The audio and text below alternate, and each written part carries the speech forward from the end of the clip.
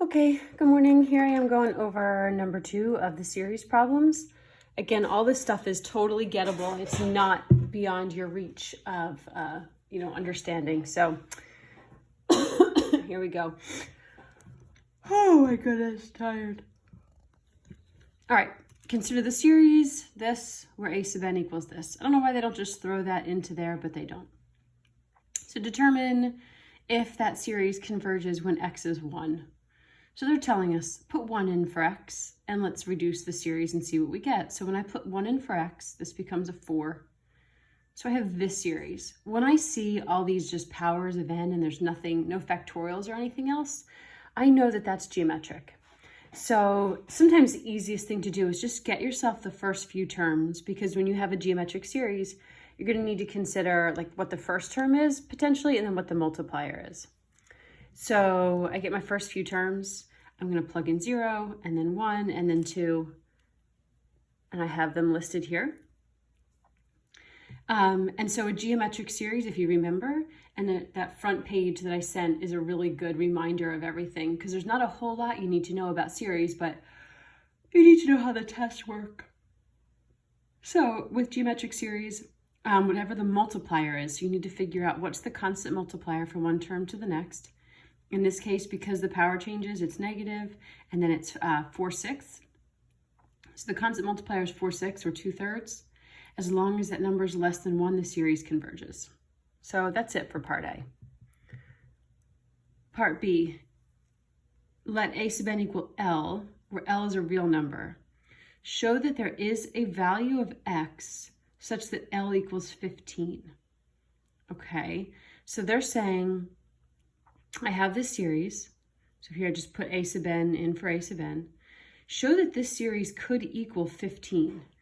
I was like, what the heck are they talking about? Well, the whole thing with series is like we have this series of numbers all added up, and we can usually determine if the series is geometric. We can figure out what the series does add up to. So geometric series, they always converge to that a over 1 minus r. A is the first term, r is the multiplier. So if I can figure out what a is and what the multiplier is, then I can figure out what that geometric series actually adds up to. So up here, I could have done that for a. If they asked me, what does the series converge to? I could have answered that question. So I could have said, well, the first term is a, and the multiplier is negative 4/6. And I could have put that into this formula. And I could have figured out what part A actually converged to, instead of just telling that it converges. So now they're saying, all right, my series is going to converge to 15. What should x be? Because in part A, they told us what x was, so we developed a series based on a number for x. Now we're going to figure out what does our series, what should x be so that the series will converge to 15. So leaving my x in here, I'm going to still get the first few terms. So 5, and then 5 times x plus 3 over negative 6, 5 times x plus 3 to the second over 36. So I'm going to figure out what is my first term and what is my multiplier. So in this case, the first term is 5, that's a, and the multiplier is, what do I get from the second term to the first? What do I multiply by? So I multiplied by x plus 3 over negative 6, or I wrote it this way, negative x plus 3 over 6. So there's my first term, there's my multiplier. So this series should add up to a over 1 minus r. So a over 1 minus r. Now there's an x in there, right? That's because they want to know what should x be so that this series adds up to 15. Instead of telling us what x is and asking us what does this add up to, they're saying this adds up to 15. What should x be? So I'm going to have to solve this equation. This is what the series adds up to in terms of like a over 1 minus r, and then they're telling me this series should add up to 15, so find x. So then I'm doing just some algebra over here, and I say just, sarcastically, because this is stuff that gets just a little bit funky and you can get lost in. So I change this to a plus. How do you solve this, a fraction within a fraction? So I decided to cross multiply. I multiplied the whole bottom by 15 and then 1 by 5. I distributed the 15, and I also split this fraction up. If you were wondering what the heck I did, I made this x over 6 plus 3 over 6. and I multiplied each by the 15. Then I multiplied everything by 6, so I could just get rid of the denominator. Here's our little algebra lesson, and then I went through and solved for x. There are other ways you could solve this. Do whatever you want. Maybe you made a common denominator here, and then you maybe flip to multiply that by each side. Oh my gosh, excuse me. But whatever, this is algebra. Okay, part C, I actually went to a different page because I did not have enough room. So now they're saying, let D sub n equal A sub n over n plus 1. So basically, let it equal this over n plus 1. Find the interval of convergence for this new series. So first of all, when they want the interval of convergence, they're asking you for, oh yeah, there's my mark. What does it converge to? They're asking you to basically perform the ratio test. You could use geometric if the series was geometric, but once they threw this extra n plus 1 in there, it no longer was geometric. There was no longer a constant multiplier. So first I found the series for D sub n.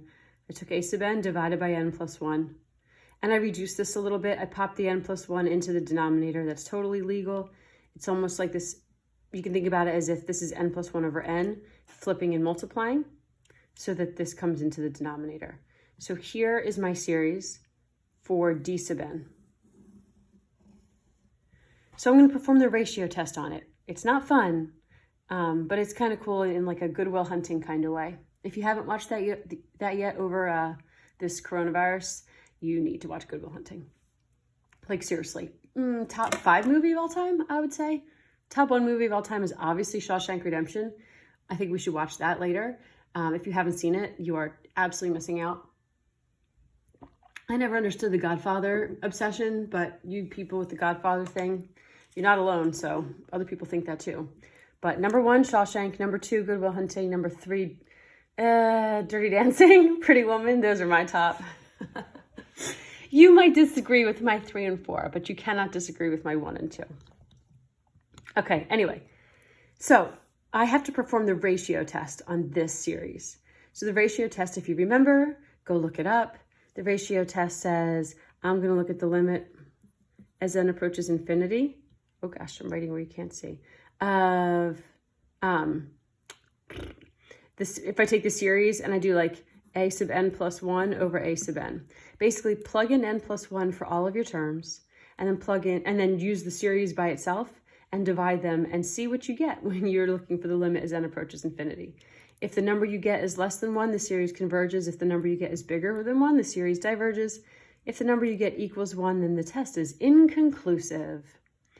But yeah, go ahead and look that up. So the ratio test, here we go. We are first plugging in n plus 1 for everything. So 5x plus 3 to the n plus 1, negative 6 to the n plus 1, and then plug in n plus 1 plus 1.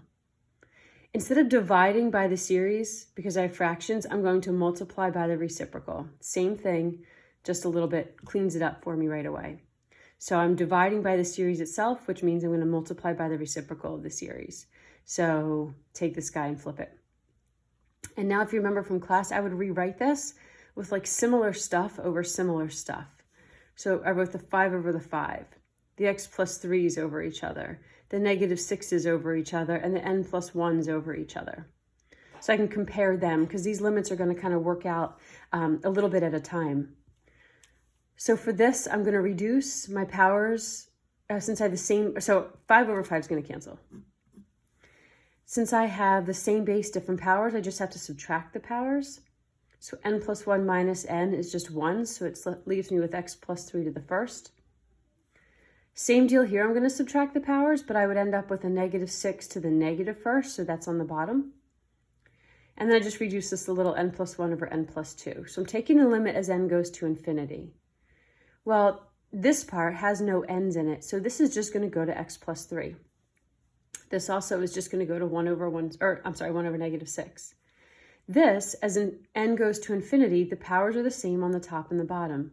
That means they're growing at the same rate. The plus 1 and the plus 2 don't make any difference. And this is going to go to the ratio of the coefficients, 1 over 1. So what I have left when I take the limit is x plus 3 over negative 6. Well, if the ratio test had yielded a number, like if there were no x's and let's say this term wasn't here at all and it was just the other stuff, then I would have gotten negative 1/6 out of that. And the question is that smaller than 1? And you'd say yes, so the series converges.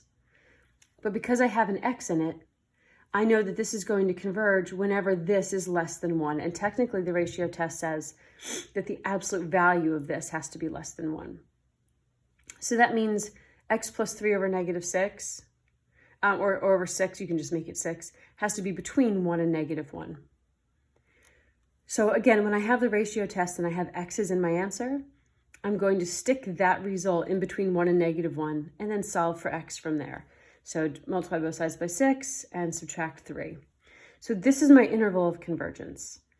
Now this is as far as we got in class. We never went further than this, but there is actually one little thing that I never told you about because I didn't know if it would actually come up on the test since we were doing this remotely. I figured there's no way I was going to burden you with it, but it is on the test.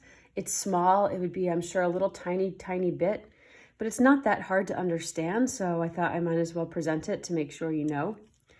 So the thing with the interval of convergence is this is correct, but we don't know if these should be less than or equal to or just less than signs. I actually have to go through and test these two endpoints and see if negative 9 should be included and see if 3 should be included. It's a pain in the neck, but it's not that bad. And it's not a bad practice because it's going to just remind us about the harmonic series, which is what's going to come up here.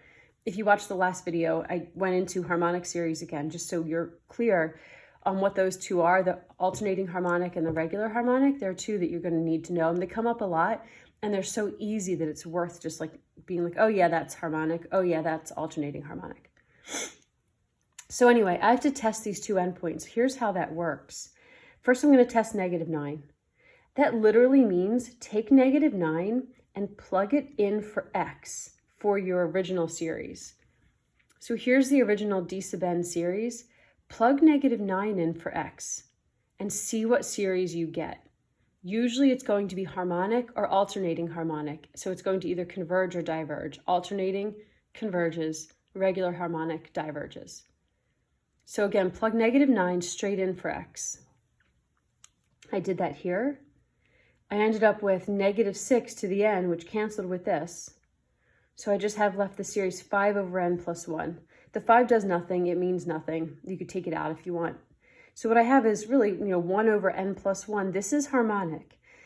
Even though I have a plus 1, that doesn't really matter. It's still going to basically be like 1/2 plus 1/3 plus 1/4 plus 1/5 as I put numbers in for n. Go ahead and test it if you want, just to see what the numbers would actually be.